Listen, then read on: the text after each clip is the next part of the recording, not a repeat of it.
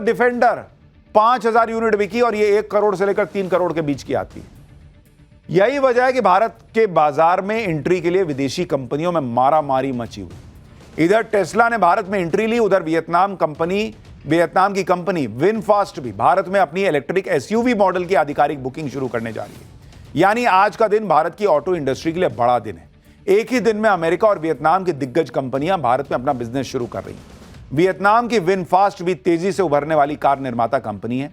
Vietnam की car company ने भारत में पहले ही 27 शहरों में अपनी एंट्री कर ली। कंपनी ने आज से बुकिंग भी शुरू कर दी। टेस्ला का शोरूम देखकर चीन के होश इसलिए उड़े होंगे क्योंकि चीन को लग रहा है कि टेस्ला ने आज शोरूम खोला है, कल वो फैक्ट्री भी खोलेगा और इससे नुकसान चीन को होगा। अभी चीन में टेस्ला का बड़ा बाजार है, लेकिन चीन में BYD और Xiaomi की कारें टेस्ला को टक्कर दे रही हैं।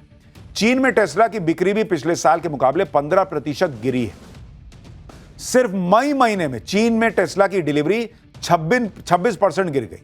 अब जब टेस्ला ने भारत जैसे बड़े मार्केट को पकड़ लिया तो भाई चीन के लिए तो बड़ा झटका है कि टेस्ला जैसी कंपनियां अब चीन के भरोसे नहीं है, निकल जाएंगी वो चीन से धीरे धीरे। टेस्ला का भारत आना बहुत बड़ी बात है क्योंकि टेस्ला दुनिया की सबसे जानी मानी और सबसे ज्यादा एडवांस इलेक्ट्रिक कार है। टेस्ला के आने से भारत को क्या फायदा होगा, इसे आपको एप्पल के उदाहरण से समझाता हूं आसानी से। साल 2017 में एप्पल ने आईफोन की मैन्युफैक्चरिंग भारत में शुरू की। यह मैन्युफैक्चरिंग सिर्फ एप्पल के छोटे फोन आईफोन SE के लिए थी, लेकिन आज हालत यह हो गई है कि साल 2024-25 में एक साल के अंदर 60% की बढ़ोतरी के साथ एप्पल ने 1,90,000 करोड़ की कीमत का आईफोन प्रोडक्शन भारत में किया है और यह दुनिया के कुल आईफोन प्रोडक्शन का 20% है। यानी 8 साल के अंदर ऐसा खेल पलट गया कि दुनिया में बनने वाला हर 5 में से एक आईफोन भारत में बन रहा है। इस वजह से भारत में 1 लाख से ज्यादा डायरेक्ट जॉब क्रिएट हुए हैं। 2025-26 के वित्तीय वर्ष में एप्पल की 6 लाख जॉब क्रिएट करने की तैयारी है। हाल यह हो गया कि अमेरिकी कंपनी एप्पल अमेरिका में बिकने वाले सभी आईफोन की मैन्युफैक्चरिंग भारत में शिफ्ट करने की प्लानिंग में, यानी साल 2026 के अंत तक करीब 6 करोड़ आईफोन का प्रोडक्शन भारत में शिफ्ट होने वाला है। भारत ने 8 साल में जो गेम पलटा है उससे सबसे बड़ा झटका अमेरिका को तो लगा, ये चीन को भी लगा है, क्योंकि भारत ने जो इतना बड़ा स्पेस आईफोन के प्रोडक्शन का अपने पास कर लिया है वो अमेरिका और चीन की मार्केट को तोड़कर बनाया है। भाई वो डोनाल्ड ट्रंप धमकाते रह गए कि वहां जाओगे तो ये कर देंगे वो कर देंगे, आईफोन करा हम जाएंगे भारत में ही बनाएंगे, और अब टेस्ला आ गया है। आप ये भी देखिए कि भारत में टेस्ला की एंट्री ऐसे वक्त में हुई जब अमेरिका में ट्रंप और एलन मस्क के बीच भयंकर झगड़ा चल रहा है। ट्रंप तो मस्क को उनका धंधा पानी बंद कराने की धमकी दे चुके हैं। दूसरी तरफ भारत जैसे बड़े बाजार में एलन मस्क की कंपनी अपनी मौजूदगी बढ़ा रही है। पहले मस्क की सैटेलाइट बेस्ड इंटरनेट सर्विस देने वाली कंपनी स्टारलिंक को भारत में एंट्री के लिए मंजूरी मिली और अब टेस्ला का शोरूम भारत में खुल गया। जाहिर सी बात, ये सब बातें ट्रंप को पसंद नहीं आएंगी। अमेरिकी राष्ट्रपति बनने के बाद से ही ट्रंप को मस्क के इंडिया प्लान से दिक्कत होने लगी थी। तब ट्रंप ने कहा था कि अगर टेस्ला भारत में टैरिफ से बचने के लिए वहां मैन्युफैक्चरिंग प्लांट लगाता है तो यह अमेरिका के लिए बहुत गलत होगा। लेकिन ट्रंप की कोई सुन नहीं रहा, ना एप्पल वाला सुन रहा भाई, ना टेस्ला वाला भाई सुन रहा है। हालांकि टेस्ला ने अभी भारत में मैन्युफैक्चरिंग यूनिट नहीं लगाई है, लेकिन ट्रंप ये जानते हैं कि आज नहीं तो कल ये संभव हो जाएगा। इसलिए टेस्ला की भारत में एंट्री से ट्रंप भी परेशान हो गए। भारत में टेस्ला की एंट्री के साथ ही एक चर्चा इसकी कीमत को लेकर हो रही है, और क्योंकि दूसरे देशों के मुकाबले भारत में ये कार दोगुने दाम पर बिक रही है। भारत में जो टेस्ला कार 60 लाख में मिलेगी, चीन में इसकी कीमत करीब 30 लाख रुपए, जर्मनी में इसकी कीमत 45 लाख रुपए और अमेरिका में इसकी कीमत करीब 31 लाख रुपए। भारत में कीमत इसलिए ज्यादा है क्योंकि सरकार इंपोर्टेड कारों पर इंपोर्ट ड्यूटी लगाती है। इसकी वजह से देश में इंपोर्टेड कारें महंगी हो जाती है। भले ही इलेक्ट्रिक वाहनों पर जीएसटी मात्र 5% है, लेकिन अगर आप इसको समझने का प्रयास करेंगे कि किस तरीके से यह काम हुआ है तो भाई वो 5% की बात नहीं है। आप ये देखिए कि भारत में टेस्ला की एंट्री के साथ ही एक चर्चा जो कीमत को लेकर हो रही थी, भाई आप ये देखिए कि यहां पर आप कह रहे हैं कि भाई जो है वो मात्र 5% जो है वो जीएसटी लगता है, लेकिन इसके अलावा भी कई चीजें हैं। टेस्ला एक जबरदस्त कार है, सेल्फ ड्राइविंग के लिए उसकी बहुत चर्चा होती है। मैं खुद जब अमेरिका गया था तो मैंने टेस्ला कार की टेस्टिंग की थी। आप भी अमेरिका से मेरी वो एक पुरानी रिपोर्ट दिखाता हूं जब मैंने भी देखा था टेस्ला में बैठ के कि भैया कैसा फील होता है। ये जो टेस्ला एलन मस्क की गाड़ी और वाई सीरीज आप चला रहे हैं, वाकई में इतनी स्पेशल है जितनी इसकी चर्चा होती है? डेफिनेटली ये स्पेशल है, क्योंकि ऐसी गाड़ी कभी बनाई नहीं है किसी ने। तो ये तो फुल इलेक्ट्रिक गाड़ी है, पूरी इलेक्ट्रिक चलती है, और इसमें सेफ्टी फीचर बहुत अच्छे सेफ्टी फीचर्स है। तो अभी तक जितनी गाड़ी बनी है सबसे सेफ गाड़ी इसको समझी जाती है। अच्छा, सेफ गाड़ी क्या है, क्यों है और इसमें क्या क्या है मैं आपको बताऊंगा, लेकिन शुरुआत करता हूं आपको शॉक देने से। पहली चीज जो आपको इसके बारे में सबसे ज्यादा शॉकिंग लगेगी, जो रोहन भाई ने मुझे बताया तो मुझे भी लगी, कि इस गाड़ी में चाबी नहीं है। तो हमने कहा गाड़ी में चाबी नहीं तो फिर काम कैसे होता है? तो पता चला ये जो क्रेडिट कार्ड नुमा चीज दिख रही है ये इस गाड़ी की चाबी है। इसमें अगर आप देखेंगे यहां पर इसमें टेस्ला लिखा हुआ है, ये देख रहे हैं, TESLA, और पीछे जो है वो एक फोटो बनी हुई है कि लॉक अनलॉक करने के लिए। तो ये अपने आप में बहुत अनोखा है कि इसमें भाई ये चाबी कैसे है? आप क्रेडिट कार्ड लेके घूम रहे हैं, चाबी लेके घूम रहे हैं, पता ही नहीं चल रहा। तो ये चाबी ऐसे है कि ये इसमें इंफॉर्मेशन पूरी गाड़ी की है। यानी भैया टेस्ला में बहुत कुछ कमाल का है, उसमें एक स्क्रीन भी है, लाइव उसमें जो है वो चीजें दिखती रहती हैं कि किधर से कौन गाड़ी आ रही है, क्या हो रहा है, आगे कोई पैदल चल के आ रहा है, क्या है, सब दिखता रहता है। और इसलिए वो सेल्फ ड्राइविंग भी कर लेता है। आप देखिए उसमें पूरा सब दिखता रहता है। तो इंडिया में जो है, इंडिया इतिहास रच रहा है भाई, शुभांशु शुक्ला आ गए, टेस्ला आ गई। पाकिस्तान क्या कर रहा है? भिखारी पाकिस्तान, उस पर अगला चैप्टर है। असीम मुनीर को जान का खतरा, किससे बचने के लिए पाकिस्तान में नई फौज तैयार कर रहा है मुनीर।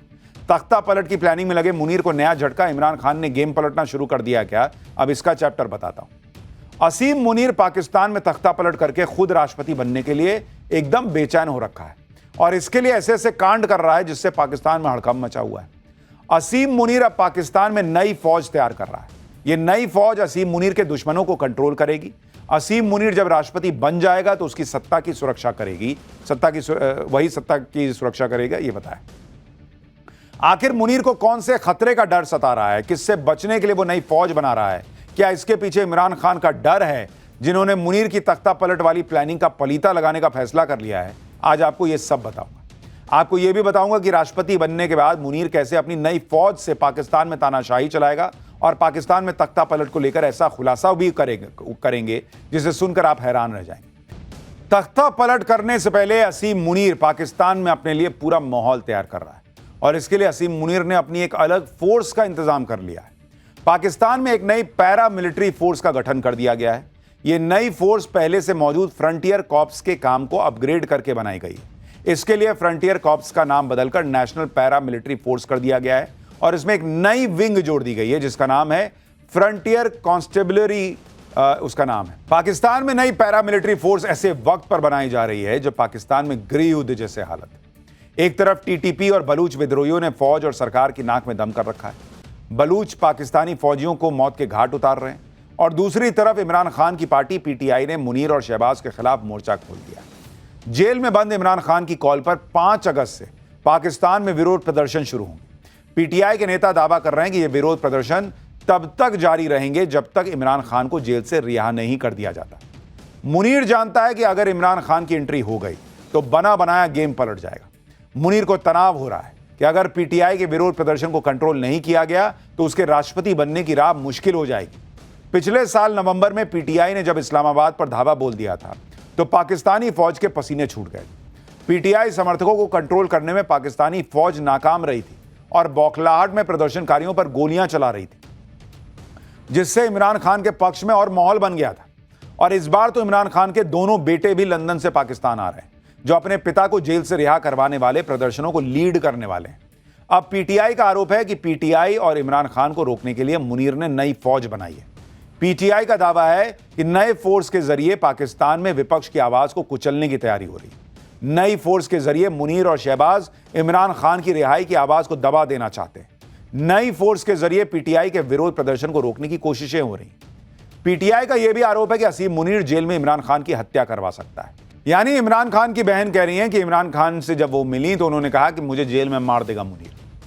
असीम मुनीर को पता है कि अगर उसे राष्ट्रपति बनना है तो इमरान खान को रोकना ही होगा, पीटीआई की आवाज को दबाना होगा। लेकिन नई फोर्स बनाने के पीछे मुनीर का मकसद सिर्फ इमरान खान की आवाज को दबाना भर नहीं है। नई फोर्स के जरिए मुनीर पूरे पाकिस्तान में लोकतंत्र का गला घोटने की तैयारी कर चुका है। आप इसे ऐसे समझिए कि पाकिस्तान की para military force frontier corps सिर्फ बलूचिस्तान और खैबर पख्तूनख्वा में कानून व्यवस्था संभालती थी। अब नई नेशनल पैरामिलिट्री फोर्स पूरे पाकिस्तान में दंगों और सरकार सेना विरोधी प्रदर्शनों को कंट्रोल करेगी। फ्रंटियर कॉर्प्स के सैनिक अफगानिस्तान और ईरान बॉर्डर पर तैनात होते थे, लेकिन अब नेशनल पैरामिलिट्री फोर्स पाकिस्तान के हर प्रांत में तैनात होगी।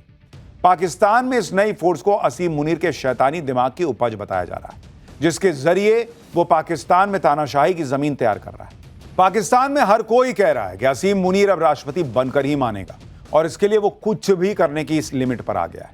लेकिन अब पाकिस्तानी पत्रकार हामिद मीर ने तख्ता पलट को लेकर एक चौंकाने वाला खुलासा किया है। हामिद मीर का दावा है कि जरदारी की जगह मुनीर को राष्ट्रपति बनाने के लिए संवैधानिक संशोधन की जो चर्चा हो रही है, उसके पीछे इजरायली जासूसी एजेंसी मोसाद का हाथ है। हामिद मीर ने दावा किया है कि 12 दिनों के युद्ध में ईरान को पाकिस्तान के साफ समर्थन से इजरायल बेहद नाराज है। मीर ने दावा किया कि राष्ट्रपति जरदारी चीन की मदद से इजरायल और ईरान के बीच सुलह कराने की कोशिश कर रहे थे, जिसके चलते मोसाद ने उनके खिलाफ साजिश रची। मीर ने तो यह भी दावा किया है कि मोसाद इस्लामाबाद में सत्ता की त्रिमूर्ति यानी मुनीर, शहबाज और जरदारी में से एक की हत्या की योजना बना रही है। मीर का दावा है कि उनके पास अपने दावों को साबित करने के लिए खुफिया जानकारी, यानी हामिद मीर का कहना है कि ये मुनीर जो है वो ईरान और इजरायल के बीच जो है वो सुलह करा रहा था।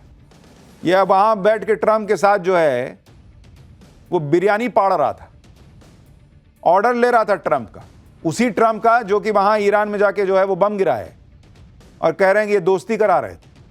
हामिद मीर ने भले ही नाम का खुलासा नहीं किया, लेकिन पाकिस्तान में चर्चा यह भी है कि असीम मुनीर को डर सता रहा है कि कहीं मोसाद उसकी हत्या न करवा दे। कहा तो यह भी जा रहा है कि मुनीर ने अपनी जो नई फौज तैयार की है वही उसकी जान की रक्षा भी करेगी और इसीलिए उसको बनाया ही है कि मुझे मोसाद से बचाओ। तो पाकिस्तान का क्या है, वहां तो यही सब तमाशा नौटंकी चलती रहती है, आपको बता रहा था। फिलहाल एक छोटा सा ब्रेक